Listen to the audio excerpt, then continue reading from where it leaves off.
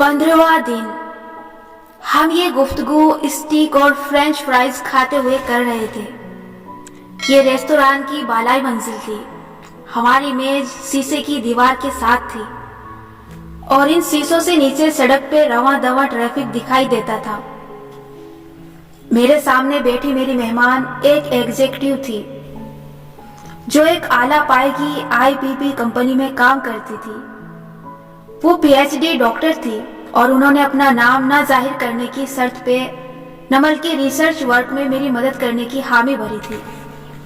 वो lunch break के दरमियान ऑफिस से उठ के मुझसे मिलने आई थी और अब मेरे सामने बैठी मुझे बता रही थी कि हासिम कारदार के किरदार को किस किस्म की शख्सियत का मालिक होना चाहिए, आईपीबीज कैसे काम करते हैं, वगैरह वगैरह। उनके हाथ में छुरी कांटा था और वो स्टिक के टुकड़े काटते हुए बोल रही थी।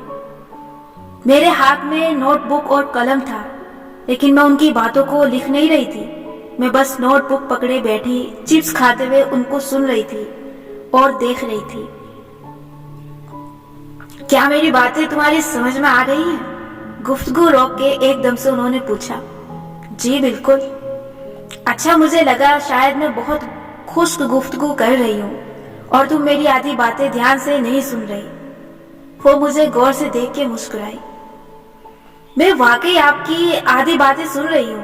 मेरे काम के लिए ये आधी बातें बहुत हैं। मैं राइटर हूँ। मैं सुन के नहीं लिखती, मैं देख के लिखती हूँ। वो हैरत से मुस्कुराई। मगर मैं जानती हूँ वो मेरी बात नहीं समझी थी, मगर मुझे अपनी बात समझ में आ गई थी। मैं उनको देख रही थी। वो जूड़ा बनाती थी। उनके कानों में हीरे के टॉप्स थे और हाथ में फूल की शक्ल की हीरो से मरशा अंगूठी। मेरे जहन में ये देख के फारिस की मुआलिज डॉक्टर एमन का किरदार आया था। उस डॉक्टर को इनके जैसा होना चाहिए, मैंने सोचा। मैं ये भी देख रही थी कि हम रेस्तोरां की बालाई मंजिल पे ग्लास वॉल के साथ बैठे हैं। किसी रेस्तोरां की ग्लास वॉल से शहर के ट्रैफिक को देखना नोवेल के मनाजिर के लिए एक अच्छी सेटिंग थी। क्यों ना शादी की फैमिली के पास भी एक ऐसा ही रेस्तोरां हो। वहां मुख्तलिफ किरदारों को इकट्ठा करना आसान होगा। बस ठीक है, उनको ये रेस्तोरां दे देती हूँ। मैं जहन में इसी तरह के बहुत से नोटिस लिख रही थी। लोगों को अंदाजा ही नहीं होता कि वो जिसे खुश्क गुफ्तगू समझ रहे होते हैं, वो कैसे एक राइटर को लिखने के लवाजमात अता कर देती है। उस वक्त मेरी कहानी पूरी तरह मेरे जहन में नहीं बनी थी, इसलिए हम हासिम के किरदार पे ज्यादा बात नहीं कर सकेंगे और गुफ्तगू का रुख मेरी कुरानी तालीमात की तरफ मुड़ गया। डॉक्टर एमन, उनको यही कह लें। डॉक्टर एमन ने मुझे कहा कि उन्होंने सुना है मेरी किताब मुसब पढ़ के बहुत सी लड़कियों ने अलहुदा में तालीम हासिल करने का आगाज किया था। साथ ही उन्होंने डॉक्टर फरहत हाशमी के बारे में तौसीफी अंदाज में गुफ्तगू शुरू कर दी। मैं मुस्कुरा के सुनती रही। उन्होंने पूछा, वो तुम्हारे इदारे की सरबराह रही हैं, वो तुम्हारे काम से वाकिफ तो होंगी? मैंने मुस्कुरा के सर हिलाया और कहा कि जी हाँ। डॉक्टर एमन पूछने लगी, तो क्या तुम्हारी उनसे मुलाकात बल्कि एक अच्छा स्टूडेंट टीचर रिलेशनशिप है? मैं झुक के दो उंगलियों से चिप्स उठा के खाने लगी। जर्द सुनहरी चिप्स के किनारे खस्ता थे और मुझे अच्छी तरह याद है ये मेरी स्टिक से ज्यादा जायकेदार थे, क्योंकि स्टिक वेल्डन थी, सख्त। मुझे अंदर से नरम और हल्की कच्ची स्टिक पसंद है। मैंने डॉक्टर एमन की बात का जवाब देने से पहले चंद लम्हों के लिए तौक़ुफ़ किया। डॉक्टर फरहत हाशमी मेरी तफसीरी टीचर थी। तफसीर क्लासेस में वो खुद नहीं होती थी, उनकी रिकॉर्डिंग स्पीकर्स पे चलती थी। अलबत्ता मैंने उनसे लाइव भी चंद कोर्सेज पढ़े हुए हैं, जैसा कि दुआए शाफी। लेकिन इन कोर्सेज में मेरे साथ कोई 1000 लड़कियां और भी होती थी। ऐसे में जब क्लास खत्म हो जाती तो कुछ लड़कियां कतार की सूरत स्टेज पे जाकर डॉक्टर फरहत से मिला करती थी, जो आपको कुरान पढ़ाए, जिसकी वजह से आपके दिल का रुख बदले। वो आपको प्यार तो हो ही जाता है ना। ऐसे ही लड़कियां मोहब्बत और अकीदत में उनसे मिलती। वो क्लास खत्म होने के बाद चंद मिनट बैठती, ان پیاری لڑکیوں سے ملاقات کرتی اور پھر اٹھ کے چلی جاتی۔ وہ معمر خاتون تھی، ان کو گھٹنوں اور جوڑوں کے مرض لاحق تھے، مگر ان کا اخلاق بلند تھا۔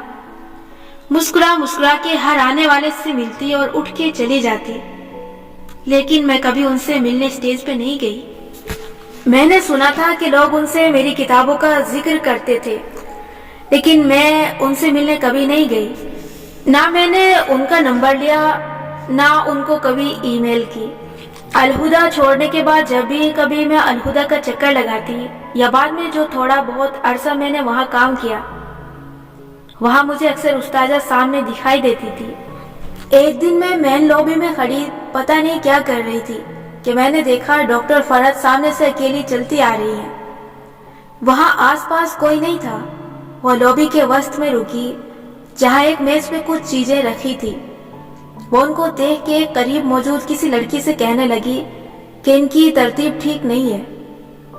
میں قریب کھڑی تھی، میں نے ان کو سلام کیا اور کہا کہ یہ واقعی ٹھیک نہیں ہے۔ انہوں نے مجھے دیکھا، مسکرا کے سلام کا جواب بھی دیا اور ہدایت دی کہ اس کو یوں اور یوں کر دیں۔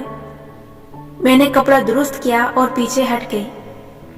میں نے قریب جا کے تعارف کروایا، نہ میں وہاں رکی۔ وہ چلی گئی تو میں بھی بنا کسی پچھتاوے یا افسوس کے وہاں سے چلی آئی۔ میری اس کے علاوہ اس وقت تک ان سے کوئی بات نہیں ہوئی تھی۔ چپس کے چند ٹکڑے کھاتے ہوئے میں نے یہ ساری بات ڈاکٹر ایمن کو بتائی۔ انہوں نے نیپکن سے ہاتھ صاف کیے اور پھر تھوڑی تلے ہتھیلی جمائے، ایسے کہ ان کے ہیرے کی انگوٹھی چمک رہی تھی، اور دلچسپی سے مجھ سے پوچھا، کیوں؟ تم نے کبھی ان سے ملنے یا بات کرنے کی کوشش کیوں نہیں کی؟ وہ ایک سیلیبریٹی ہے، لوگ تو چاہتے ہیں کہ سیلیبریٹیز ان کو جانیں، ان کو یاد رکھیں۔ میں بھی ان لوگوں میں سے ہوں جو استاذہ کے قریب ہونا چاہتے ہیں۔ میں بھی ان کے فون کی کانٹیکٹ لسٹ میں آنا چاہتی ہوں، لیکن میں خود سے ان کے قریب جانے کی کوشش نہیں کرتی، کیونکہ تمہیں لگتا ہے وہ تمہیں نوٹس نہیں کریں گی یا وہ تمہیں اگنور کر دیں گی۔ تمہیں ریجیکشن کا ڈر ہے؟ ڈاکٹر ایمن آنکھوں میں چمک لیے دلچسپی سے پوچھ رہی تھی۔ جب میں فارس کی ڈاکٹر کا کردار لکھوں گی تو اس کی آنکھوں کی چمک کا ذکر ضرور کروں گی۔ ذہن میں ایک اور نوٹ لکھا۔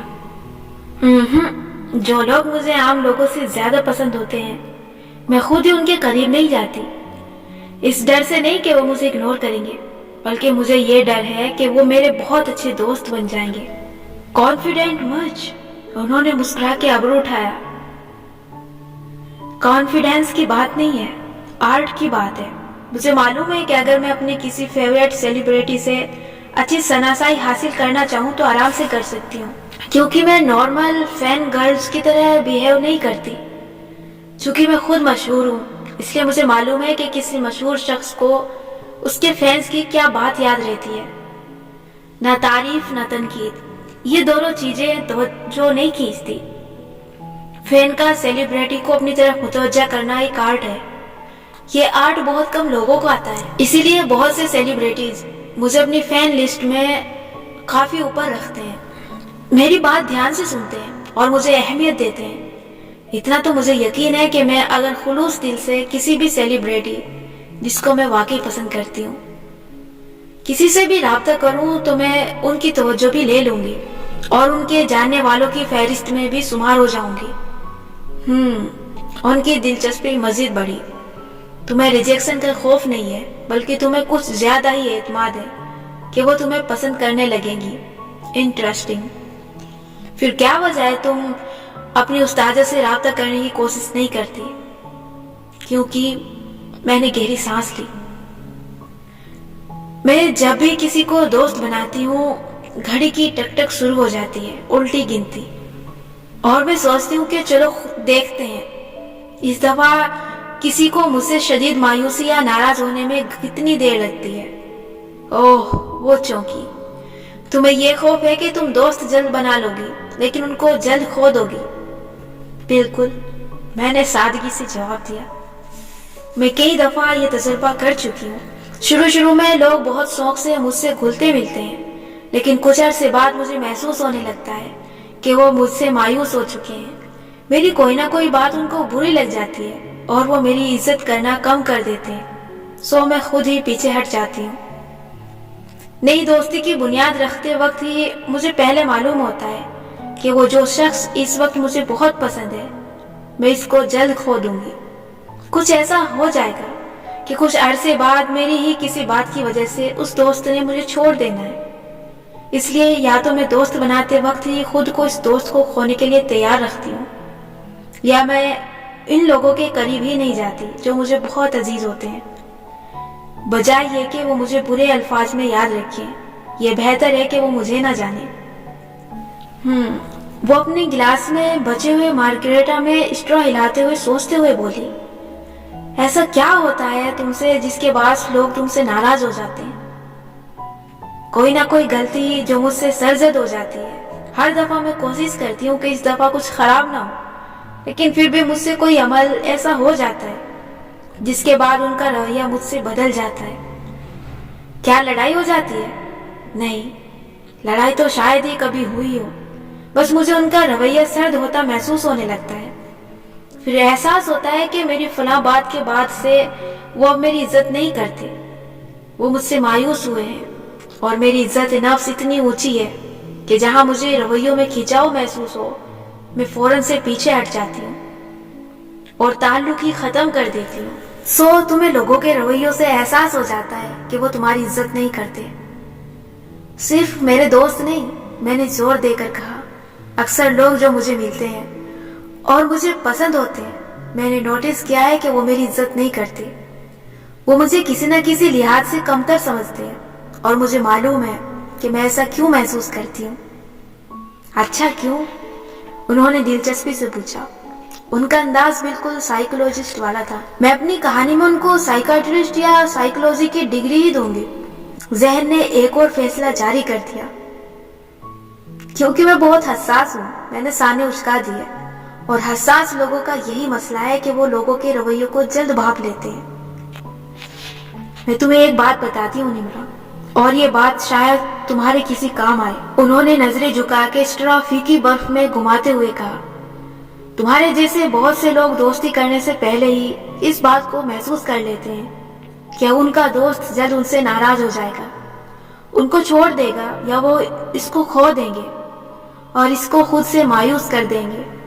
लेकिन ये इस वजह से नहीं होता कि तुम्हारे जैसे लोग बहुत हसास होते हैं। उन्होंने तवक्कुफ से कहा, ये इस वजह से होता है क्योंकि तुम्हारे जैसे लोगों की सेल्फ स्टीम बहुत कम होती है।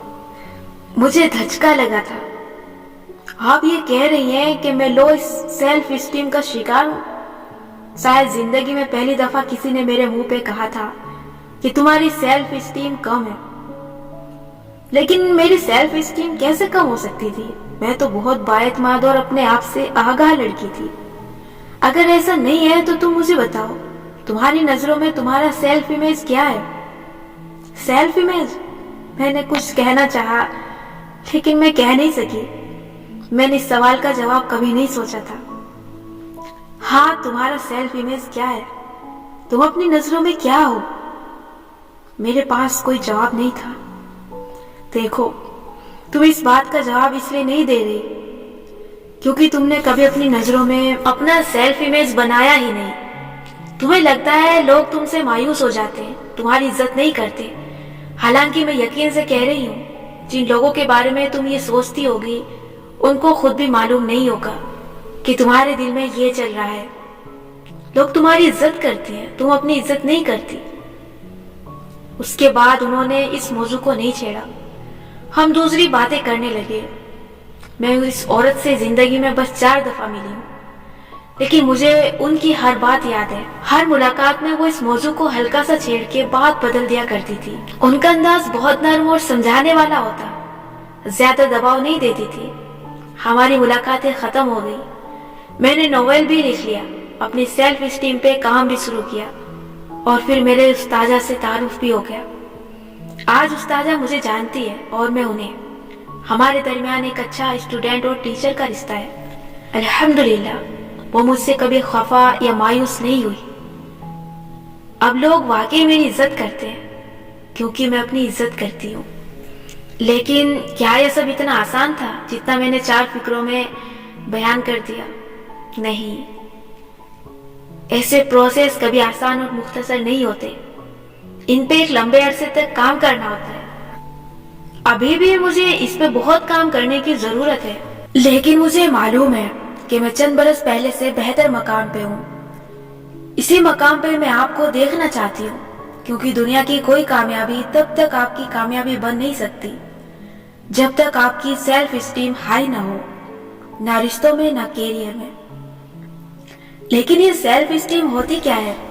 आपने self love, self value, self respect, self esteem नाम की बहुत सी इस्तेलाहात सुन रखी होंगी। अमूमन हम समझते हैं कि इनका मतलब इंसान की अपनी इज्जत नफ्स है, एक गैरत जो अल्लाह ने हर इंसान के अंदर डाल रखी होती है। कोई हमें जरा सा मूड दिखाए तो हम फौरन उससे खींचे खींचे हो जाते हैं, क्योंकि हमें बुरा लगता है, जबकि ऐसा नहीं है। इनमें से हर इस्तेलाह अलग अलग माना रखती है और हर एक बहुत दिलचस्प है। आज हम बात करेंगे सेल्फ स्टीम के बारे में। सेल्फ स्टीम इंसान के जहन में फिट एक ऐसा कैलकुलेटर होती है जिसके जरिए वो अपने कदरों कीमत का हिसाब किताब रखता है। आप क्या हैं, आपकी क्या औकात है, आप कितने पानी में हैं, आप कितने अहम इंसान हैं। इंसान इस सबको अपने जहन के मुताबिक कैलकुलेट करता है। निम्रा अपने आप को यूं स्टीम करती थी कि निम्रा है तो एक काबिल लड़की, लोग उसे जल्द पसंद करने लग जाते हैं, लेकिन वो इतनी काबिल नहीं है कि ज्यादा देर तक लोग उसको पसंद करें। वो इतनी काबिल मोहब्बत नहीं है कि लोग ज्यादा देर उसके दोस्त रहें। उसकी शख्सियत ही ऐसी है कि उसे लोगों को खो देना है। वो इतनी मजबूत और सहरंगेज नहीं है कि लोगों को ज्यादा देर तक अपना बना के रखे। इसमें कोई ऐसी खासियत है ही नहीं जो लोगों को अपना बना के रख सके। सेल्फ स्टीम इंसान की अपनी ओवरऑल कदरों कीमत के अंदाजे का नाम है। वो कौन लोग होते हैं जिनकी सेल्फ स्टीम चंद साल पहले वाली निम्रा की तरह कमतर होती है? मैं आपको उनकी खसूसियात बताती हूँ। आपने सिर्फ ये देखना है कि उनमें से कोई एक खसूसियत कहीं आप में तो नहीं है। ऐसे लोगों का जिंदगी को देखने का अंदाज मनफी होता है। मनफी का मतलब यह है कि वो अपने साथ कुछ अच्छा हो जाने पर भी बुरे के मुंतजिर रहते हैं। उनको कुछ अच्छा मिल जाए तो ये डर लगा रहता है कि ये छीन जाएगा। वो इस काबिल कहाँ कि ज्यादा देर अच्छी चीज उनके पास रहे। कोई अच्छा शख्स दोस्त बन जाए तो ऐसे लोग सोचते हैं कि ये बस एक खूबसूरत इत्तेफाक था, बस अल्लाह ने उसके दिल में मेरे लिए मोहब्बत डाल दी है, वरना मैं इस काबिल नहीं था। और जब ये शख्स मुझे अच्छे से जानने लगेगा तो ये मुझे नापसंद करने लग जाएगा। मैं इसे खो दूंगा, इसलिए मुझे अभी से तैयार रहना चाहिए उस वक्त के लिए जब मैंने इसको खो देना है। मैं रह लूंगा इसके बगैर। हाँ, मैं इतना स्ट्रॉन्ग तो हूँ कि इसके बगैर रह लूंगा। दोस्ती के इब्तदाई मरहले में ही कमतर सेल्फ स्टीम वाले लोग ऐसी बातें सोचने लगते हैं। ऐसे लोग एतमाद की कमी का भी शिकार होते हैं। वो दूसरों की आरा से इस डर से इख्तिलाफ नहीं करते कि ये शख्स उनसे नाराज ना हो जाए। वो अपनी आरा का इजहार कुछ लोगों के सामने कर लेंगे, लेकिन दो तरह के लोगों के सामने नहीं करेंगे। एक वो जिनसे वो डरते हों और दूसरे वो जिनसे वो शदीद मोहब्बत करते हों और उनको खोने से डरते हों। ऐसे लोगों के सामने वो बस उनकी हाँ में हाँ मिलाते रहेंगे। और क्या निशानी है कमतर सेल्फ स्टीम वालों की? ऐसे लोग अपनी जरूरियात ठीक से बयान नहीं कर सकते। उनको किसी से कुछ मांगना अच्छा नहीं लगता। वो किसी से जरा सी भी कोई चीज मांग बैठे तो अपना आप किसी पे बोझ लगने लगता है। कुछ लोग ऐसा इज्जत नफ्स की वजह से करते हैं और किसी का एहसान नहीं लेना चाहते। वो बिल्कुल अलग चीज है। मगर कमतर सेल्फ स्टीम वाले लोगों पे अगर कोई बिना मांगे एहसान कर दे तो इसलिए बोझल महसूस करते हैं, क्योंकि वो खुद को इस मुराद के काबिल नहीं समझते थे। वो ये डिजर्व नहीं करते थे, इसीलिए वो लोगों से अपनी जरूरतें नहीं कह सकते। क्यों बाज औरतें अबूसी मैरिज में इतने साल गुजार देती हैं और अपने जरूरियात अपने शोहर से नहीं कह पाती? क्योंकि ये मुसलसल ज़हनी तशद्दुद ने उनके जहन को इतना छलनी कर दिया होता है कि उनकी नजर में उनकी अपनी जात खत्म होकर रह जाती है। वो अपनी जरूरत को पसे पुस्त डाल देती है, अपने आप को फौरन से माइनस कर देती है। उन्हें कुछ चाहिए हो तो वो किसी को बताती नहीं है। और इस से के बगैर गुजारा करने की कोशिश करती हैं। इसी तरह कुछ बच्चे घर के मुसलसल तनकीदी माहौल के बायस अपने आप को इतना अर्जा समझने लगते हैं कि वो अपने माँ बाप को ये नहीं बता सकते कि जिस फील्ड में वो उनको भेजना चाहते हैं इसमें उनका दिल नहीं लगता। बच्चों को जो चाहिए होता है वो अगर उसको बयान ना कर सके तो उसका साफ मतलब है कि इस बच्चे की अपनी नजर में इसकी अपनी जात की कोई कदर कीमत नहीं है। ऐसे लोग घर में हर एक का बोझ उठाने लग जाते हैं। कोई उन्हें काम कहे ये इनकार नहीं करते, भले ये थक जाएं, बोझ से टूटने लग जाएं, मगर ये किसी को ना नहीं कह सकते। इनको जहाँ किसी के काम और अपनी जात के दरमियान में से किसी का इंतखाब करना पड़े, ये अपनी जात पे समझौता करके अपने आराम को पस्से पुस्त डाल के दूसरे का काम करने लग जाएंगे। ऑफिस में कोई ऐसा शख्स हो तो सब उस पे अपने काम का बोझ बेशर्मी से डाले जाते हैं। हो सकता है आप कहें कि ऐसा शख्स तो ईसार और कुर्बानी का मुजाहरा कर रहा है, उसको तो नेक अजर मिलना चाहिए, मगर नहीं। रसूलुल्लाह सल्लल्लाहु अलैहि वसल्लम ने फरमाया, अल्लाह ताला के नजदीक इब्ने आदम से ज्यादा इज्जत वाली कोई चीज नहीं है। आपसे पूछा गया फरिश्ते भी नहीं, आपने फरमाया वो तो सूरज और चांद की तरह मजबूर हैं। और जब भी आप बिना किसी के मांगे उसके कामों का बोझ उठा लें, सिवाय इसके कि वो आपके वालिदैन हैं या उनसे ऐसा ताल्लुक है जहाँ ये काम आपका फर्ज है, वहाँ सब आपसे काम भी करवाएंगे और कोई आपकी इज्जत भी नहीं करेगा, क्योंकि आपने अपनी इज्जत खुद बनाई ही नहीं कभी। आपको मालूम है माजी की गलतियां और नाकामियों पे सबसे ज्यादा रंजीदा और गिल्टी कौन लोग रहते हैं? हल्की सेल्फ स्टीम वाले। उनके गिल्ट, शर्मिंदगी, खुद को मलामत करते रहने का अमल कभी खत्म नहीं होता। इनको हर रोज ऐसे के वाकयात याद आते हैं जब उन्होंने किसी अपने को नाराज किया या खुद से मायूस कर दिया। वो अपनी इस हरकत पे शर्मिंदा रहते हैं, खुद को मलामत करते रहते हैं और वो कभी खुद को अपनी गलतियों के लिए माफ नहीं करते।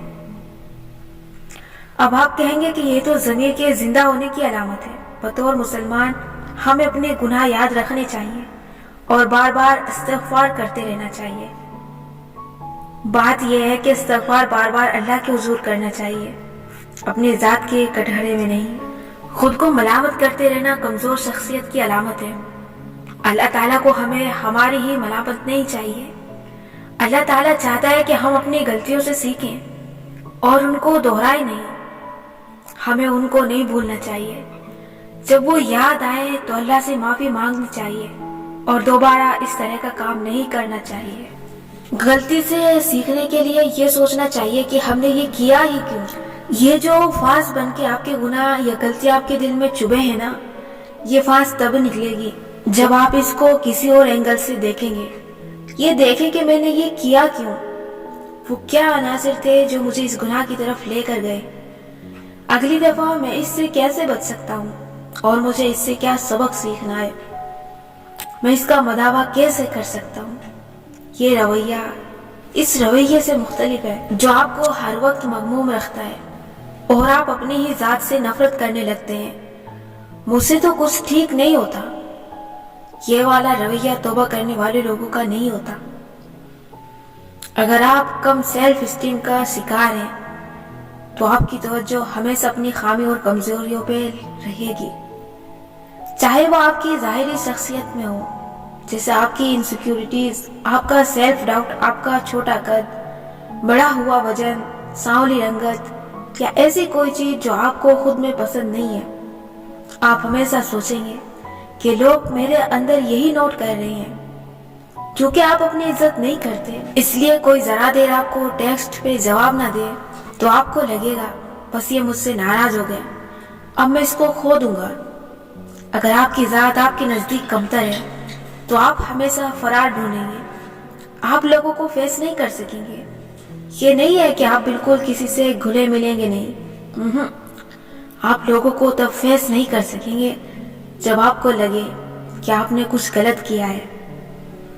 जैसे किसी ससुराली रिश्तेदार की आपने कॉल नहीं उठाई, अब आप अगली दफा इसकी कॉल नहीं उठाएंगे क्योंकि आपको डर होगा कि उफ अब पिछली दफा की वजाहत देनी पड़ेगी। اس سے اگلی دفعہ پھر آپ اس کی کال نہیں اٹھائیں گی. ہر دفعہ اس کا نمبر دیکھ کے آپ کے دل پر بوجھ پڑتا جائے گا, اور جب جواب دینا پڑ جائے تو بجائے اس کے کہ آپ کہیں کہ بھائی میں مصروف تھی تب بات نہیں کر سکی, اب مصروف نہیں ہوں اب بات کر رہی ہوں, آپ 100 طرح کی وضاحتیں دیں گی, شرمندہ ہوں گی, اور آپ کو دل میں محسوس ہوگا کہ وہ اب آپ کی عزت نہیں کرتے. مسئلہ کیا تھا؟ مسئلہ یہ تھا کہ آپ نے اپنی عزت نہیں کی. اپنی عزت کی ہوتی تو آپ سر اٹھا کے کہتی کہ بھائی میں کوئی فارغ تھوڑی ہوں, میرے 100 کام ہیں, کبھی بندے کا موڈ ہی نہیں ہوتا بات کرنے کا, اب موڈ ہے, فرصت ہے, وقت ہے تو بات کر رہی ہوں بس. ایسے لوگوں کو ہمیشہ لگتا ہے کہ دوسرے ان سے بہتر ہیں, اور چونکہ وہ ان سے بہتر ہیں اس لیے دوسرے ان کو کچھ سمجھتے ہی نہیں. آپ نے دیکھا ہوگا کچھ لوگ ہمیشہ اپنے رشتہ داروں کی ذرا سی بات پہ مائنڈ کر جاتے ہیں کہ فلاں نے ہمارے ساتھ مذاق نہیں کیا بلکہ ہمارا مذاق اڑایا ہے, ہم پہ طنز کیا ہے, وغیرہ وغیرہ. دراصل وہ اپنی عزت خود نہیں کرتے, ان کی نظر ہمیشہ اپنی کمزوریوں پہ ہوتی ہے, اس لیے ان کو دوسروں کی ہر بات بری لگتی ہے, اور اپنی کمزوریوں کے بارے میں اتنے کانشیس ہوتے ہیں کہ انہیں لگتا ہے ہر کوئی ان کی کمزوری کو جانتا ہے, اس کو نوٹ کر رہا ہے, اور ابھی کوئی ان پہ پوائنٹ مارے گا. ایسے لوگوں کو اپنے بارے میں تعریفی و توصیفی فیڈ بیک قبول کرنا مشکل لگتا ہے. کوئی ان کی تعریف کرے تو بظاہر یہ مسکرا کے تعریف وصول کر لیں گے, لیکن اندر سے یہ سوچیں گے کہ یہ مجھے اچھا اس لیے سمجھتے ہیں کیونکہ یہ مجھے نہیں جانتے, یا یہ میری جس چیز کی تعریف کر رہے ہیں وہ بے شک اچھی ہے لیکن میری کچھ بری سائیڈز اتنی بری ہیں کہ جس دن ان کو ان کا علم ہوا وہ مجھ سے دوستی چھوڑ دیں گے. وہ ان کی تعریف پہ کیسے خوش ہوں, میں تو اصل میں ان کو دھوکہ دے رہا ہوں. اور کیا نشانی ہے کمتر سیلف اسٹیم والے شخص کی؟ ایسے لوگوں کو ایک ڈر ہمیشہ رہتا ہے, ناکامی کا اور انجان چیز کا. اس کو کہتے ہیں فیئر آف ان نون. یہ کوئی بڑا رسک لینے سے ڈرتے رہتے ہیں کہ پتہ نہیں کیا ہو جائے گا. میں بھی ایک زمانے میں اپنے ناول میں کوئی بولڈ ٹاپک چننے سے ڈرتی تھی کہ پتہ نہیں میں یہ کرنے کے قابل ہوں یا نہیں. سیلف ڈاؤٹ بھی اسی کمتر سیلف اسٹیم سے جنم لیتا ہے, اور یہ کمتر سیلف اسٹیم خود کس چیز سے جنم لیتی ہے؟ یہ عموماً بچپن سے شروع ہوتی ہے یا پھر کسی خاص ماحول کی دین ہوتی ہے. بعض دفعہ ٹاکسک لوگوں کی دوستی اور ان کا رویہ بھی آپ کی شخصیت کو مشق کر دیتا ہے. اگر کوئی مسلسل آپ کے ارد گرد آپ کی ذات پہ تنقید کرتا رہے یا آپ کو کمتر ثابت کرنے کی کوشش کرے تو آپ کا اپنی نظروں میں سیلف امیج مشق ہونے لگتا ہے. مسلسل ذہنی دباؤ آپ کو یہ ماننے پہ مجبور کر دیتا ہے کہ آپ واقعی اتنے برے ہیں جتنا کوئی آپ کے بارے میں کہہ رہا ہے. بعض اوقات کوئی بیماری, کوئی ڈپریشن کا فیز یا کوئی حادثہ جو آپ کی خوشیاں نگل لے, آپ کی ذات کی قدر و قیمت آپ کی نظروں میں کم کر دیتا ہے. بعض دفعہ کمتر مالی حالات بھی آپ کو احساس کمتری کا شکار کر دیتے ہیں. ماضی میں کسی نے آپ کو ٹھکرایا ہو, آپ کی ذات کی نفی کی ہو, یہ چیز بھی آپ کا سیلف امیج متاثر کرتی ہے. اور اگر یہ سب نہ ہو تو انسان کا مسئلہ یہ ہوتا ہے کہ اس نے اپنے لیے اتنے اونچے معیار طے کر لیے ہوتے ہیں جن تک وہ محنت سے بھی پہنچ نہیں پاتا, اور ناکامی اس کو اپنے بارے میں کمتر محسوس کرواتی ہے. اگر آپ کی سیلف اسٹیم کم ہے تو آپ کیا کرتے ہیں؟ آپ خود کو چھپاتے ہیں, فراڈ ڈھونڈتے ہیں, آپ کا اعتماد کم ہو جاتا ہے اور آپ لوگوں کے ساتھ کھلنا ملنا کم کر دیتے ہیں. آپ نئی چیزیں نہیں کرتے کیونکہ آپ ان کے ساتھ آرام دہ نہیں ہوتے. ہر وقت اپنے بارے میں کانشیس رہتے ہیں. آپ خود کو چیلنج نہیں کرتے. آپ ٹہلو اور روکھے پھیکے ہو جاتے ہیں. میں نے زندگی کے کئی سال, جی ہاں کئی سال, ٹہل اور روکھے پھیکے ہو کے گزارے ہوئے ہیں. سو مجھے معلوم ہے کہ کمتر سیلف اسٹیم اور اپنی ذات سے پیار نہ کرنا انسان کے لیے کتنا نقصان دہ ہوتا ہے. آپ کو ہر کام میں فرار چاہیے ہوتا ہے. آپ کو مصیبت کا مقابلہ نہ کرنا پڑے, بس مصیبت ٹل جائے. آپ کو کسی کے سامنے کچھ کہنا نہ پڑے, کوئی اور آپ کے لیے بولے, کوئی اور آپ کے لیے لڑے, بس آپ محفوظ رہیں. فرار آپ کو محفوظ محسوس کرواتا ہے. آپ فیری ٹیلز والی شہزادی بن جاتے ہیں جو چاہتی ہے کہ کوئی سفید گھوڑے پہ آئے اور اس کو بچا کے لے جائے. बस उसको खुद हाथ पैर ना हिलाने पड़े और वो उसे बचा के कहाँ ले जाए, कहीं दूर जहाँ ये मसले ना हो। हेलो, जब तक आप जिंदा हैं मसले होंगे, इसलिए मुर्दापन से जिंदगी गुजारना छोड़ें, उठें और अपनी सेल्फ स्टीम को ऊपर लेकर आए। कितना ऊपर लाना चाहिए अपनी सेल्फ स्टीम को? आपको कौन लोग शदीद नापसंद होते हैं? बहुत फख्र करने वाले, बहुत इतराने वाले, बहुत अकड़ने वाले, खुद को कोई बड़ी चीज समझने वाले, ऐसे मगरूर लोगों को नरगिसी लोग कहा जाता है। उनकी सेल्फ स्टीम इतनी हाई होती है कि हद नहीं। ये समझते हैं कि उनकी जात बहुत ही आला व अरफा है, सो उनके लिए सब जायज है। ये दूसरों की फीलिंग्स हर्ट करें, किसी को पैरों तले रोंदे, भाई उनके लिए सब जायज है। ये गुरूर है, ये आपने अपने अंदर पैदा नहीं करना। आपने सिर्फ अपनी सेल्फ स्टीम को ऊंचा करना है। ऊंची सेल्फ स्टीम वाले नर्म और आजिज लोग होते हैं, उनसे मोहब्बत हो जाया करती है, उनकी शख्सियत सहर अंगेज बन जाया करती है, मगर उनसे किसी को कोफ्त नहीं होती। मगरूर लोगों से कोफ्त होती है। आपको दो इंतहाओं के दरमियान में अपना तवाज़ुन बरकरार रखना है। आपने अपनी सेल्फ स्टीम को मुसब्बित मगर हकीकत पसंदाना रखना है। और हकीकत क्या है? आपकी हकीकत क्या है? आइए एक दफा फिर लौटते हैं अपने असल की तरफ। अल्लाह ताला सूरह बनी इसराइल में फरमाता है, और हमने बख्शी बनी आदम को इज्जत। यहाँ अल्लाह ताला ने करम का लफ्ज इस्तेमाल किया है, यानी हमने बनी आदम को करीम बनाया है। करीम यानी नौबत। और रसूलुल्लाह सल्लल्लाहु अलैहि वसल्लम ने फरमाया है कि यूसुफ बिन याकूब बिन इसहाक बिन इब्राहिम खलीलुर रहमान अलैहिस्सलाम करीम बिन करीम बिन करीम बिन करीम थे। जब मैं ये हदीस पढ़ रही थी तो मैंने सोचा कि यूसुफ सबसे इज्जतदार क्यों थे? उनकी वो क्या खसूसियात थी जो उनको बाइज्जत बनाती थी? क्या सिर्फ उनके आबा व अजदाद का नबी होना? अगर हमें अपनी सेल्फ स्टीम इस लेवल पे लेकर जानी है जहां हम अपनी नजरों में भी करीम यानी इज्जतदार हो जाएं, तो इसके लिए हमें अपने वालिद यूसुफ अलैहिस्सलाम की जिंदगी को गौर से देखना होगा। यूसुफ अलैहिस्सलाम का किस्सा हम बचपन से सुनते आ रहे हैं। ये कुरान के किस्सा जात में हमेशा अमूमन सबसे दिलचस्प लगता है, क्योंकि इसमें मॉडर्न जमाने की कहानियों के तमाम अनासिर मौजूद हैं। मोहब्बत, नफरत, हसद, साजिश और फिर आखिर में मुसब्बित और मनफी किरदारों का एक ग्रैंड शो डाउन। यूसुफ अलैहिस्सलाम के वालिद याकूब को अपने बेटे से बहुत मोहब्बत थी। अजीज मिस्र की बीवी भी यूसुफ अलैहिस्सलाम की मोहब्बत में गिरफ्तार हुई। यूसुफ अलैहिस्सलाम के भाइयों को उनसे हसद था और उन्होंने साजिश करके यूसुफ को अपने बाप की नजर से दूर कर दिया। मिस्र में भी यूसुफ अलैहिस्सलाम के साथ की ज्यादतियां हुई। जब उन्होंने अजीज मिस्र की बीवी के गैर इखलाकी दावतनामे को कबूल नहीं किया तो उसने उनको कैद में डलवा दिया। लेकिन आखिर में यूसुफ अलैहिस्सलाम को अल्लाह ताला ने एक इज्जतदार ओहदे पे पहुंचाया और उनकी कहानी के तमाम किरदार वहां जमा हुए और सब उनके आगे ताज़िमन झुक गए। यह है इस किस्से का मुख्तसर सा अहवाल। अब इसी किस्से को एक दूसरी नजर से देखें। यूसुफ अलैहिस्सलाम के बारे में हम बचपन से क्या पढ़ते आए हैं कि वो बहुत हसीन और जमील थे। कुरान में अलबत्ता अल्लाह ताला ने उनके हुस्न के बारे में कुछ नहीं कहा, सिर्फ मिस्र की औरतों का तबसरा बयान फरमाया है कि जब उन्होंने यूसुफ अलैहिस्सलाम को देखा तो हैरत से बोली कि ये तो जैसे कोई फरिश्ता है। यूसुफ अलैहिस्सलाम को इस दुनिया का आधा हुस्न दिया गया था, लेकिन कुरान में अल्लाह ताला ने यूसुफ अलैहिस्सलाम की दूसरी खूबियों का तज़किरा किया है, हुस्न का नहीं किया। यूसुफ की कहानी को कदम ब कदम देखें। यूसुफ अपने बचपन से ही अपने बाप को सबसे ज्यादा महबूब थे। इससे ने दूसरे भाइयों के दिल में उनके लिए हसद डाल दिया था।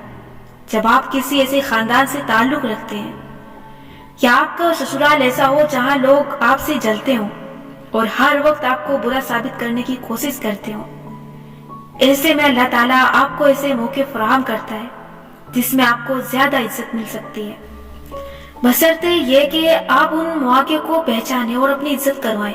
अल्लाह किसी कौम की हालत नहीं बदलता जब तक वो खुद अपनी हालत ना बदले। क्या आप उन मौके का फायदा उठाते हैं या आप खुद तरसी का शिकार उन रिश्तेदारों की बातों पे कुड़ते रहते हैं? और इनकी साजिशों का जवाब देने में ही खुद को उलझाए रखते हैं। अगर आप उनके लेवल पे उतर आएंगे तो आप अपनी इज्जत बढ़ाने का मौका खो देंगे। यूसुफ अलैहिस्सलाम की इज्जत कैसे बढ़ी थी? उनके सच से। उन्होंने एक ख्वाब देखा और ठीक ठीक उसे जाके अपने बाप को सुना दिया। बाप ने मना किया कि उसे भाइयों को ना सुनाना। क्यों ना सुनाना? क्योंकि अगर आपको एक हाई वैल्यू इंसान बनना है तो आपकी कुछ हदूद होनी चाहिए। आपके जज्बात आपके आस्तीन से नहीं लिपटे होने चाहिए कि जिससे हाथ मिलाओ उसको अपने जज्बात खोल के दिखा दो। हर एक के सामने दिल खोल के रख देने वाले अपनी नजरों में भी बाइज्जत नहीं रहते। अपनी प्राइवेसी का ख्याल रखने वाले और अपने घर वालों के साथ भी चंद हुदूद कायम रखने वाले ही मुअज़्ज़ज़ शख्सियत के मालिक होते हैं। यूसुफ अलैहिस्सलाम को अपनी बाउंड्रीज हदूद का तायन करना बचपन से ही आता था। जिस शख्स की इज्जत नफ्स ऊंची होती है वो अपना राज हर एक से शेयर नहीं करता। जब आप अपने राज ही ना संभाल सके तो अल्लाह आपको मजीद संभालने के लिए क्या देगा? अल्लाह जब आपको कोई राज थमाता है तो वो आपका इम्तिहान होता है कि आप उसको संभाल के अगले राज के अता होने का हकदार बनते हैं या नहीं। अपनी नजरों में बाइज्जत होने का पहला उसूल है अपनी प्राइवेसी का ध्यान रखना। यूसुफ अलैहिस्सलाम के किस्से में आगे बढ़े। एक बच्चे को घर बदर करके कुएं में फेंक दिया गया। वहां से उसको एक काफिला आकर ले जाता है और चंद पैसों के एवज उसको फरोख्त कर देता है। चूंकि बच्चा प्यारा था और अच्छे खानदान का लगता था और एक जैसे लोग एक दूसरे को हमेशा अट्रैक्ट करते हैं, सो शहर के अजीज ने उस बच्चे को खरीद लिया और उसको अपने पास ले गया। आपने पूरी सूरह यूसुफ में कहीं नहीं पढ़ा होगा कि यूसुफ अलैहिस्सलाम ने इस नए शहर में किसी के सामने अपनी दुखों की दास्तान रखी हो, खुद तरसी से भरी गुफ्तगू की हो, आहें भरी हो, या अपने घर वालों की जुदाई में रो रो के खुद को बिल्कुल एक बेकार इंसान बना दिया हो। याकूब अलैहिस्सलाम के गम का जिक्र मिलता है। उनका गम मुख्तलिफ था, मगर यूसुफ अलैहिस्सलाम के गम का जिक्र आपको उनके आंसुओं की जुबानी कहीं नहीं मिलेगा। लेकिन क्या यूसुफ अलैहिस्सलाम को गम नहीं था? जरूर था, लेकिन उन्होंने अपने गम को पब्लिक नहीं किया था, इसका इश्तिहार नहीं लगाया था, इस गम को दिल में दबाए रखा। सो अल्लाह ताला ने भी कुरान में उनके गम को ऐसे बयान नहीं किया जैसे याकूब के गम को किया। यहाँ ये मतलब नहीं है कि याकूब ने अपने गम में रो के कोई गलत काम किया। याकूब का गम मुख्तलिफ था। उनका गम ये था कि उनके बेटों ने एक मासूम के साथ जुल्म किया है। उनका गम अपने एक बेटे की मौत और 10 बेटों की आखिरत की बज़ाहिर तबाही नजर आने का गम था। सो जिस शख्स को अपनी कदर कीमत का अंदाजा होता है वो जानता है कि मुझे कहाँ अपने गम का इजहार करना है और कहाँ नहीं। यूसुफ अलैहिस्सलाम एक नए शहर में बतौर गुलाम रह रहे थे। उन्होंने अपने गमों का इश्तिहार नहीं लगाया था क्योंकि ये ऐसी जगह नहीं थी जहाँ कोई उनका अपना था। इज्जतदार इंसान अपनों और गैरों का फर्क खूब समझता है, वो अपने असल को नहीं भूलता। अपनी सेल्फ स्टीम को बेहतर करने के लिए आपने अपने असल को नहीं भूलना, न इस पे शर्मिंदा होना है। अगर आपके वालिदैन का ताल्लुक किसी गांव से था, अगर आपकी वालदा पढ़ी लिखी नहीं है या आप आज भी ईद करने गांव जाते हैं, तो ये बात दोस्तों से छिपाने की नहीं होती। अपने असल पे कभी शर्मिंदा नहीं होना बल्कि फख्र करना है। और हर किसी के वालिदैन का ताल्लुक पीछे से किसी न किसी गांव से ही होता है। किसी के वालिदैन अगर सारी उम्र बड़े शहर में रहे हैं तो उनके दादा फिर भी गांव के होंगे।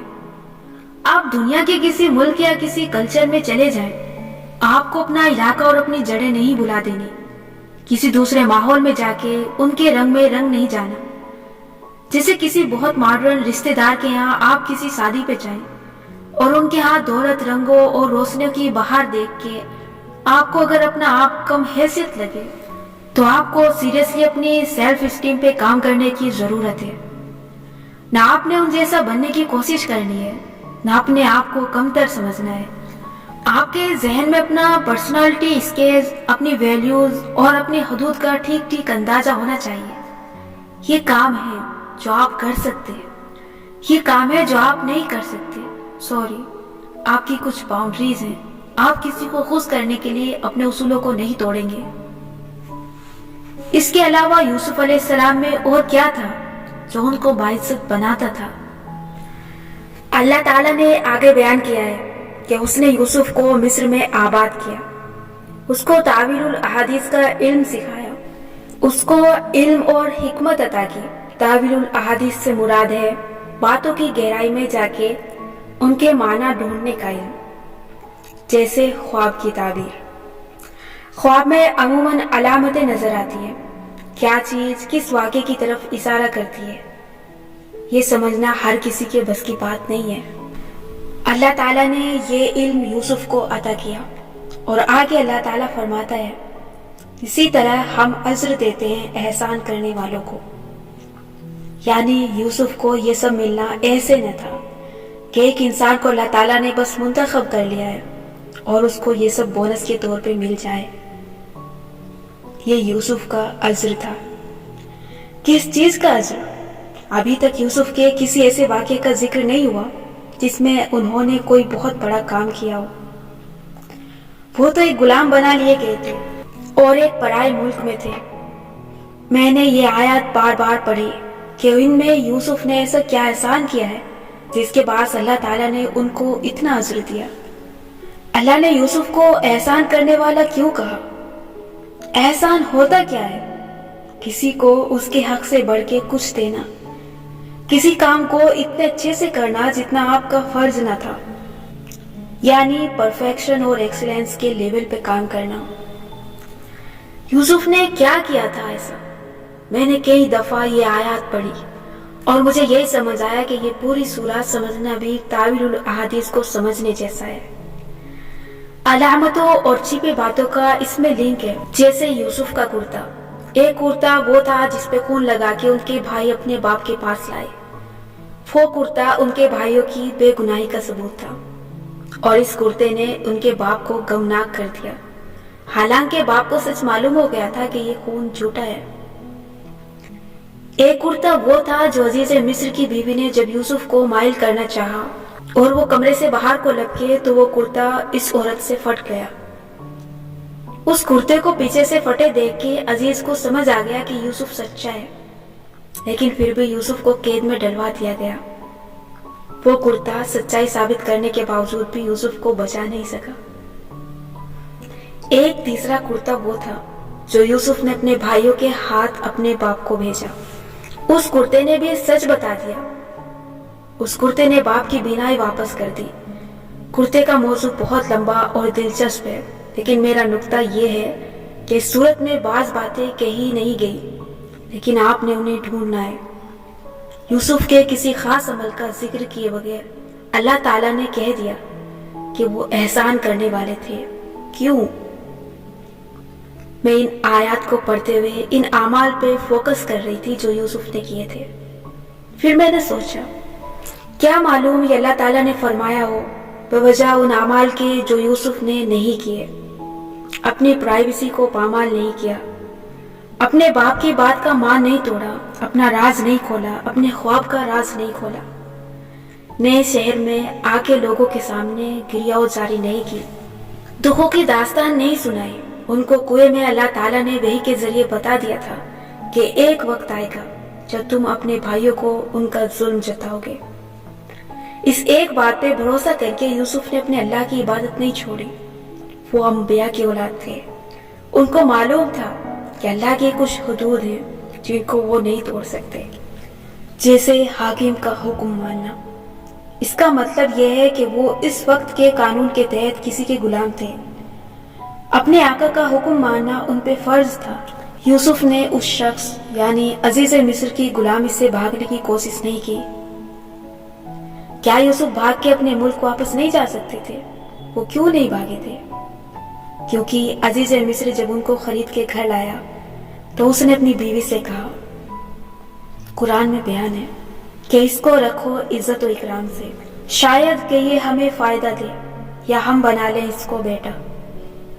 آپ نے نوٹس کیا یہاں بھی وہی لفظ استعمال ہوا ہے، کرم یعنی عزت، یعنی اس کو تکریم سے رکھو، عزت سے رکھو۔ یوسف کو اس شخص نے عزت دی تھی اس کے اس ایک عمل کی وجہ سے یوسف کتنے سال اس گھر میں ٹکے رہے۔ انہوں نے اللہ کے فیصلے کو مانا اور اس ملک میں اپنی جگہ بنانے کی کوشش کی، اپنے مالک کے ساتھ احسان کا سلوک کیا۔ یقیناً یوسف اپنے مالک کے کام بہتر طور پہ کرتے ہوں گے، وہ اپنے مالک سے خیانت نہیں کرتے ہوں گے، کیونکہ اس شخص نے یوسف کو اپنے گھر میں پناہ دی تھی۔ جب ان کے اپنے بھائیوں نے ان کو کنویں میں پھینک دیا تھا، یوسف نے اس شخص کا احسان یاد رکھا اور اس کا بدلہ دینے کی کوشش کی۔ احسان کا بدلہ احسان کے سوا کچھ نہیں ہوتا۔ یہ چیز آپ کی سیلف اسٹیم کو بڑھانے کے لیے بہت ضروری ہے کہ آپ اپنا مقام پہچانیں۔ جس کو اللہ نے عزت دی ہے اس کو آپ عزت دیں، یعنی جس کو آپ سے اوپر کوئی درجہ دیا ہے اس کے اس درجے کی عزت کریں، اور جو آپ کی عزت کرے اس کو مزید عزت دیں۔ عزت دلواتی ہے۔ کم سیلف اسٹیم والے لوگ ایسے نہیں کر سکتے۔ ان کو کوئی اچھا شخص مل جائے تو وہ سمجھتے ہیں کہ ہم اس قابل نہیں تھے، اور جلد یا بدیر ہم اس کو کھو دیں گے۔ اس خوف اور انسیکیورٹی کے ہاتھوں وہ خود ہی اپنی حرکتوں سے اس شخص کو کھو دیتے ہیں۔ یوسف نے ایسے نہیں کیا۔ ان کو اپنی قدر و قیمت کا اندازہ بھی تھا اور مالک کے احسان کا بھی۔ ان کو یہ خوف نہ تھا کہ وہ اسے کھو دیں گے، یا اگر اس نے ان کو نکال دیا تو کہاں جائیں گے۔ وہ اس شخص کے گھر میں بڑے ہوئے اور اس کے لیے ایمانداری سے کام کیا۔ میں نے نوٹس کیا کہ یوسف نے اپنے مالک سے ایک بہت ہیلدی ریلیشن شپ رکھا ہوا تھا۔ اپنی سیلف اسٹیم بہتر کرنے کے لیے دوسروں کی قدر و قیمت کو سمجھنا بہت ضروری ہے۔ جب عزیز کی بیوی نے یوسف کو مائل کرنا چاہا اور اکیلے کمرے میں کہا کہ میری طرف آؤ، تو یوسف نے کیا کہا؟ انہوں نے کہا، معاذ اللہ، وہ یعنی عزیز مصر میرا آقا ہے، اس نے مجھے بہت اچھے سے رکھا ہوا ہے، اور اللہ ظلم کرنے والوں کو کامیاب نہیں کرتا۔ سورہ یوسف آیت نمبر 23۔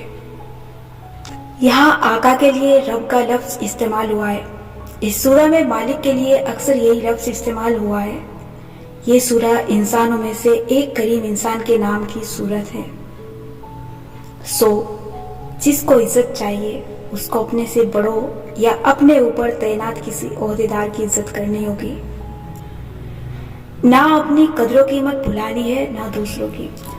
یوسف نے اس عورت کا التفات اس لیے بھی قبول نہیں کیا کہ ان کو اپنا مقام یاد تھا، حالانکہ وہ ایک غلام تھے۔ اس زمانے کے قاعدے قانون کے مطابق غلام کو بدکاری کی سزا کم ملتی تھی، کیونکہ اس سے نیکوکاری کی توقع کم ہوتی تھی۔ وہ اپنے ملک سے دور تھے۔ وہاں کون جانتا تھا کہ وہ انبیاء کی اولاد ہیں؟ ان کو سوائے ایمان کے کسی سے کو کھونے کا ڈر نہیں تھا، نہ خاندان کی نیک نامی کے داغدار ہونے کا خدشہ تھا۔ غلام زیادہ جلدی سے کام پہ مائل ہو سکتا ہے بنسبت آزاد انسان کے، لیکن یوسف نے ماحول کے ساتھ اپنا رنگ نہیں بدلا۔ انہوں نے غلامی میں بھی اپنے اصول اور حدود کو نہیں چھوڑا۔ چاہے آپ جتنے برے حالات میں ہوں، آپ نے اپنی اخلاقی حدود نہیں چھوڑنی ہے۔ ان لوگوں کی کوئی عزت نہیں کرتا جو ماڈرن قسم کے دوست بنا کے ان کے رنگ میں رنگ جاتے ہیں۔ آپ کا اپنا ایک رنگ ہونا چاہیے، آپ کی اپنی ویلیوز، اپنی آرا ہونی چاہیے۔ کیوں آپ کسی کی محبت میں اس کے رنگ میں رنگ جائیں؟ اس کے لیے سب سے ضروری ہے کہ آپ کو معلوم ہو کہ آپ خود کون ہیں۔ اپنی حدود، اپنی ویلیوز، اپنے اصول آپ کے ذہن میں بہت کلیئر ہونے چاہیے۔ نئی جاب شروع کریں، یونیورسٹی جوائن کریں یا سسرال میں قدم رکھیں، آپ کے پاس پہلے دن سے اپنے سیٹ اصول ہونے چاہیے کہ فلاں اور فلاں کام میں نہیں کروں گی، میں خود کو گروم ضرور کروں گی، بہتر بناؤں گی، سیکھوں گی، لیکن یہ اصول ہیں جو میں کسی کے کہنے پہ نہیں توڑوں گی۔ لیکن کیا ہمارے پاس کچھ اصول بھی ہیں؟ اس کا طریقہ یہ ہے کہ ہر روز اپنے کچھ اصول بنائیں۔ جیسے کسی کے گھر جاتے ہیں تو جانے سے پہلے سوچا کریں کہ میں وہاں کیوں جا رہی ہوں، اور جا کے میں نے کیا کرنا ہے، کیا نہیں کرنا ہے۔ مثلاً اس گھر والوں کو غیبت کی بری عادت ہے، آپ یہ اصول لے کر جائیں گے کہ وہاں زبان کی ذرا سی لذت کے لیے میں کسی کی غیبت کا حصہ نہیں بنوں گی۔ اگر کسی کی برائی کی جا رہی ہے تو میں بطور مسلمان اس کا دفاع کروں گی۔ میں دیکھا دیکھی دوسروں کے رنگ میں نہیں رنگ جاؤں گی. ایسے شخص کی تو کوئی پرسنالٹی ہی نہیں ہوتی. یوسف پہ جب اس عورت نے الزام لگایا تو کیا آپ خاموش رہے؟ نہیں، آپ نے ایک دفعہ بڑے مضبوط طریقے سے اپنی صفائی دی. ہمارے اکثر ڈراموں میں ایک مظلوم لڑکی پہ جب الزام لگتے دکھاتے ہیں تو وہ من من کرتی رہ جاتی ہے. اس میں اتنی ہمت نہیں ہوتی کہ وہ ایک دفعہ اپنی صفائی دے. یہ اعتماد کی کمی ہوتی ہے. جس شخص کو اپنی ذات پہ بھروسہ ہوتا ہے وہ ایک دفعہ مضبوطی سے اپنی صفائی ضرور دیتا ہے. یوں چپ کر کے ظلم برداشت نہیں کرتا. یوسف کے مالک نے بھی ان کی بات مان لی اور اس عورت سے کہا کہ تم نے غلطی کی ہے، تم معافی مانگو. البتہ وہ عورت باز نہیں آئی. اس نے شہر کی عورتوں سے کہا کہ اگر یہ میری بات نہیں مانے گا تو میں اس کو قید کروا دوں گی. اور پھر یہی ہوا. یوسف کو قید میں ڈال دیا گیا. قید خانے میں ان کو دو قیدیوں نے اپنا خواب سنا کے تعبیر پوچھی تو یوسف نے ان میں سے ایک کو رہائی اور دوسرے کو سولی لٹکنے کی تعبیر بیان فرمائی. کہا جاتا ہے کہ تعبیر سن کے سولی لٹکنے والا بولا کہ میں تو ایسے ہی کہہ رہا تھا. یوسف نے فرمایا کہ نہیں، اب تعبیر ہو چکی. یاد رکھیں، جب خواب کی تعبیر ہو چکی ہوتی ہے تو وہ ضرور واقع پذیر ہوتی ہے. اس لیے برا خواب کسی کو بتایا نہ کریں. جس شخص نے رہا ہونا تھا اس کو یوسف نے کہا کہ اپنے مالک سے میرا ذکر کرنا. وہ بادشاہ کا ساقی تھا. کئی سال بعد اس کو یاد آیا اور بادشاہ کے ایک خواب کے سلسلے میں وہ یوسف کے پاس آیا. یوسف نے بادشاہ کی خواب کی تعبیر بیان کر دی. اس ساقی نے جب تعبیر بادشاہ کو بتائی تو بادشاہ نے متاثر ہو کے یوسف کو بلا بھیجا. مگر یوسف نے کہا نہیں، واپس جاؤ اپنے مالک یعنی بادشاہ کے پاس اور پوچھو اس سے کہ کیا قصہ ہے ان عورتوں کا جنہوں نے اپنے ہاتھ کاٹ لیے تھے. یہ آیات مجھے ہمیشہ امیز کرتی ہے. یہ ہوتا ہے عزت دار شخص جس کی اپنی نظروں میں اپنی اتنی عزت ہوتی ہے کہ وہ بادشاہ کا بلاوا واپس پھیرتا ہے اور کہتا ہے کہ نہیں، پہلے میرا نام کلیئر کرو تاکہ کوئی میرے اوپر انگلی نہ اٹھا سکے. یوسف اس حالت میں بادشاہ کے پاس نہیں گئے. ان کا نام داغدار ہو اور بعد میں کوئی درباری ان پہ اس عورت کے حوالے سے کوئی الزام لگائے. واپس جاؤ اپنے بادشاہ کے پاس. پہلے اس سے کہو کہ میرا بیک گراؤنڈ چیک کروائے، میرے اوپر سے الزام ہٹے، پھر میں باہر آؤں گا. یوسف کو یوں کسی کے فیور میں دی ہوئی رہائی قبول نہیں تھی. وہ انصاف سے واپس آنا چاہتے تھے. انہوں نے خواب کی تعبیر بتائی یعنی بادشاہ کو فیور دیا، لیکن خود فیور نہیں لیا. یہ نہیں کہا کہ پہلے میرا کام کرو پھر میں تعبیر بتاؤں گا. معلوم تھا کہ جب بادشاہ تحقیق کرے گا تو یوسف کا سچ ثابت ہو جائے گا، پھر ان کو رہا کروانا بادشاہ کا احسان نہیں ہوگا، وہ یوسف کا حق ہوگا. جس انسان کی اپنی نظروں میں قدر و قیمت ہوتی ہے وہ دوسروں کے فیورز پہ نظریں جمائے نہیں بیٹھے ہوتے. اس کو دوسروں سے کچھ نہیں چاہیے ہوتا. یوسف کو انصاف چاہیے تھا، کسی کا فیور نہیں. اگر آپ کو اپنی سیلف اسٹیم اونچی کرنی ہے تو جو لوگوں کے پاس ہے اس سے بے نیاز ہونا پڑے گا. کسی کا تحفہ، کسی کی توجہ، کسی کا وقت، ان چیزوں سے اوپر اٹھ جائیں. کسی کے میسج کا رپلائی تک آپ کو نہیں چاہیے. اگر آپ کی خوشی کسی کے رپلائی نہ کرنے سے غارت ہو جاتی ہے تو آپ کم سیلف اسٹیم کے مالک ہیں. آپ کو اپنی اتنی قدر ہونی چاہیے کہ آپ ان چیزوں کے لالچ میں نہ رہیں جو دوسرے آپ کے لیے کر سکتے ہیں. جیسے مثلاً اپنے کسی امیر دوست سے یہ امید رکھنا کہ وہ فلاں چیز آپ کو تحفے میں لے دے اچھی بات نہیں ہے. یعنی کہ آپ کو اپنی ذات پہ اتنا بے بھروسہ نہیں ہے کہ یہ چیز آپ خود کما کے خریدیں اور اپنے آپ کو تحفے میں دیں. کسی اور سے اپنی خوشی کی توقع لگانا عزت دار بات نہیں ہے.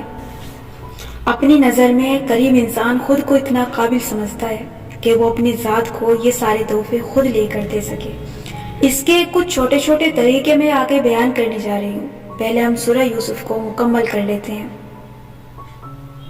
ہم نے اب تک یہ سمجھا ہے کہ یوسف چاہے غلامی میں تھے چاہے قید میں، انہوں نے خود کو دوسروں کے رنگ میں نہیں رنگا، کسی اور سے اپنے لیے فیورز کی امید نہیں رکھی، حدود نہیں توڑی، اپنا مقام نہیں بھلایا. ان کو اپنی کمزوری، اپنی غلامی اور معاشرتی مقام کا احساس تھا. अपने ऊपर लगे इल्जाम से ये खुद को लाहक खतरे का एहसास भी था, लेकिन साथ साथ यूसुफ को अपनी कुव्वत का एहसास भी था। जब यूसुफ की सच्चाई साबित हो गई और बादशाह ने उनको अपना मसाहिब खास बनाना चाहा, तो यूसुफ ने बादशाह को कहा कि मुझे खजाने का निगहबान मुकर्रर कर दें। मैं हिफाजत करने वाला भी हूँ और इल्म रखने वाला भी। यूसुफ ने अपनी दो ऐसी खसूसियात बताई जो बादशाह के सामने साबित हो चुकी थी।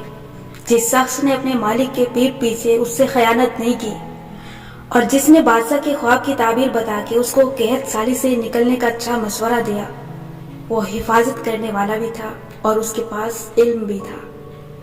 ये होता है अपनी कदरों कीमत का दुरुस्त अंदाजा लगाना। यूसुफ के किस्से में मजीद बयान करने के लिए बहुत कुछ है, लेकिन अगर तकरीम की बात की जाए तो आखिर में यूसुफ ने अपने माँ बाप को इज्जत दी और तकरीम से ऊपर बिठाया। इज्जतदार लोग ही दूसरों की इज्जत करते हैं और इज्जतदार इंसान वही होता है जो अपनी नज़रों में भी मुअज़्ज़िज़ हो। सो सेल्फ इस्टीम क्या होती है? ये अपनी खूबियों और खामियों का ठीक ठीक अंदाज़ा होती है। अगर आपको सिर्फ अपनी खामियां नजर आती हैं तो आपकी सोच मनफी है, क्योंकि ऐसा हो ही नहीं सकता कि आप में कोई टैलेंट, कोई हुनर, कोई अच्छी बात मौजूद ना हो, माजरत के साथ। लेकिन खूबियां तो इब्लीस में भी हैं। इब्लीस बड़ा मुस्तकिल मिजाज है, हिम्मत नहीं हारता, आखिरी वक्त तक लगा रहता है। अल्लाह की रहमत से मायूस है, लेकिन अपनी मेहनत से मायूस नहीं होता। प्लान करता है, हमला करता है, और जब अल्लाह उसको नाकाम करता है तो वो किसी दूसरी सूरत में वापस आ जाता है। वो अपनी खूबियों को गलत चीज के लिए इस्तेमाल करता है। आपके अंदर भी खूबियां होंगी, सिर्फ उनको जानने की जरूरत है। क्या आपको अपने बारे में ठीक ठीक मालूम है कि आप क्या हैं? क्या आपको अपनी खूबियां और खामियां का इदराक है? अगर आपको अपने अंदर कोई भली बात मालूम नहीं होती तो आपकी सोच मनफी है, और मुझे कैसे यकीन है कि आपके अंदर बहुत सी अच्छी बातें होंगी, क्योंकि आपको अल्लाह ताला ने बनाया है। अल्लाह ताला ने इंसान को अपने हाथों से बनाया है।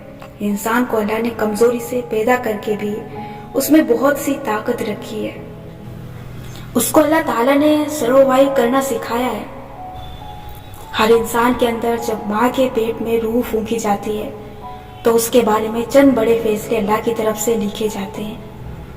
उसका रिस्क कितना होगा, नेकबख्त होगा या बदबख्त होगा, और इसको मौत कब आएगी, ये फैसले उसकी सारी जिंदगी की कहानी को समराइज कर देते हैं। आप अपनी नज़र में अहम है या नहीं? अल्लाह के यहाँ आप बहुत अहम हैं। आपकी इज्जत अल्लाह ताला के हरम काबा से ज़्यादा है। आपको अल्लाह ताला ने ईमान दिया, आपको मुसलमान घराने में पैदा किया, आपको बहुत से ऐसे मसले नहीं होने दिए जो दुनिया में बहुत से लोगों को दरपेश हैं। अल्लाह ताला ने आपको कितने ही मौके पे मुश्किल से मक्खन से बाल की तरह निकाला, जब आपको लगता था कि आप इससे नहीं निकल पाएंगे, जब आपकी इज्जत और जिंदगी तबाह होने वाली थी और कितने मकामात पे आपको नुकसान भी पहुंचा। लेकिन उम्मीद है कि इस साल बाद पीछे मुड़ के देखें तो उसमें भी कोई बेहतरी ही नजर आएगी। आपकी अपनी नजर में शायद कोई अहमियत ना हो, लेकिन वो अल्लाह जिसकी खलकत में इस वक्त अरबों इंसान सांस ले रहे हैं और आपके छोटे से छोटे मसले पे भी आपकी मदद करता है। कभी आसमान से ये जमीन देखो तो इंसान कीड़े मकोड़ों जैसे नजर आए, लेकिन अल्लाह ताला आपको कीड़े मकोड़ा नहीं समझता। वो आपको इंसान समझता है, वो आपके जज्बात समझता है, उसको आपकी तकलीफ का भी एहसास है और आपके मसलों का भी। लेकिन वो आपकी मदद के लिए जमीन पे नहीं आएगा। अल्लाह ताला आपकी हालत तब बदलेगा जब आप अपनी हालत बदलेंगे, और हालत बदलने के लिए सोच बदलना जरूरी है। अल्लाह ताला मुख्तलिफ तरीकों से आपकी तरफ ऐसे लोग, ऐसी बातें और ऐसी किताबें भेजता है जो आपको उसके बारे में बताते हैं आप अहम हैं, वरना अल्लाह ताला आपको दुनिया में अकेला छोड़ चुका होता। उसको आपसे अपनी जिंदगी बेहतर बनाने की उम्मीद है, ना होती तो वो आपको क्यों मुसब्बित बातें सुनवाता। वो चाहता है कि आप मजबूत इंसान बने, वरना अल्लाह ताला कभी आपको इतनी हिम्मत ना देता कि आपके अंदर बेहतर बनने की ख्वाहिश जागे। ये ख्वाहिश आपके दिल में है, اس کا ثبوت یہ ہے کہ آپ یہ کتاب پڑھ رہے ہیں۔ جیسے اللہ تعالیٰ نے یوسف کو کنویں کے اندھیروں میں تنہا نہیں چھوڑا، ویسے ہی اللہ تعالیٰ آپ کے مسئلوں میں آپ کو تنہا نہیں چھوڑے گا۔ آپ اپنی سوچ کو مثبت کرنے کی کوشش کریں، پہلا قدم اٹھائیں، وہ آپ کو مزید ہمت دے گا، لیکن کرنا آپ کو خود پڑے گا۔ آج سے آپ نے اپنے بارے میں عزت سے سوچنا ہے، اپنا مقام سمجھنا ہے۔ آپ اہم ہیں، کسی انسان کے لیے اگر نہیں ہے تو کیا ہوا، اللہ تعالیٰ کے لیے ہیں، اور اس کے بعد خود اپنے لیے ہیں۔ آپ نے اپنی سیلف اسٹیم کو اوپر اٹھانا ہے۔ اس کے کئی طریقے ہیں، لیکن آج ہم ایک ہی طریقے پہ بات کریں گے اور اگلے ابواب میں ایک ایک کر کے دیگر طریقوں کو دیکھیں گے۔ اپنی عزت نفس کو اونچا کرنے کے لیے پہلی سے ہے خود سے آگہی، اپنا سیلف امیج۔ آپ نے آج کی مشق کے علاوہ کسی کاغذ پہ اپنے بارے میں کچھ لکھنا ہے۔ آپ کی نظر میں آپ کا اپنا سیلف امیج کیا ہے؟ آپ کس قسم کے انسان ہیں؟ آپ کی اچھائیاں کیا ہیں اور وہ کون سی اچھی باتیں ہیں جو آپ خود میں پیدا کرنے کی کوشش کر رہے ہیں؟ ہو سکتا ہے ان سوالات کے جوابات آپ ابھی نہ دے سکیں، لیکن آپ نے ان پہ سوچنا ضرور ہے۔ آپ کون ہیں اپنی نظروں میں؟ آپ کیا ہیں؟ آپ نے سوچنا ہے کہ جیسے مولانا رومی کہا کرتے تھے، جو آپ دنیا کو نظر آ رہے ہیں، اگر وہ آپ نہیں ہیں تو آپ کون ہیں؟ اگر یہ ایک لبادہ ہے جسے آپ نے اوڑھ رکھا ہے تو وہ کون ہے جسے آپ چھپا رہے ہیں؟ آج کے سوالات: وہ کون لوگ ہیں جو اتنے مثبت ہیں کہ ان کے ساتھ ہوتے ہوئے آپ کو اپنا آپ معتبر اور اچھا لگتا ہے؟ ایسے 3 سے 5 لوگوں کے نام لکھیں۔ چند ایسی کوششیں لکھیں جنہیں کرنے سے آپ ان مثبت لوگوں کے ساتھ زیادہ سے زیادہ وقت گزار سکتے ہیں۔ وہ کون لوگ ہیں جو اتنے منفی ہیں کہ ان کے ساتھ وقت گزارنے کے بعد آپ تھک جاتے ہیں اور آپ کا دل بوجھل ہو جاتا ہے؟ آپ کن طریقوں سے ان منفی لوگوں کے ساتھ کم سے کم وقت گزار سکتے ہیں؟ وہ اقدام لکھیں جنہیں کرنے سے آپ کو ان سے بہت کم بات کرنی پڑے۔ وہ کیا کام ہے جن کو کرنے سے آپ کو اپنا آپ بہت قابل اور اچھا لگتا ہے؟ ایسے مثبت کاموں کو آپ زیادہ سے زیادہ وقت کس طرح دے سکتے ہیں؟ وہ اقدام لکھیں جو ان کاموں کو زیادہ سے زیادہ کرنے کے لیے ضروری ہے، جیسے صبح جلد اٹھنا، بے مقصد کاموں کو ترک کرنا وغیرہ۔ مشہور سیلیبریٹیز میں سے کس سے آپ اپنے آپ کو کسی بھی لحاظ سے قریب محسوس کرتے ہیں؟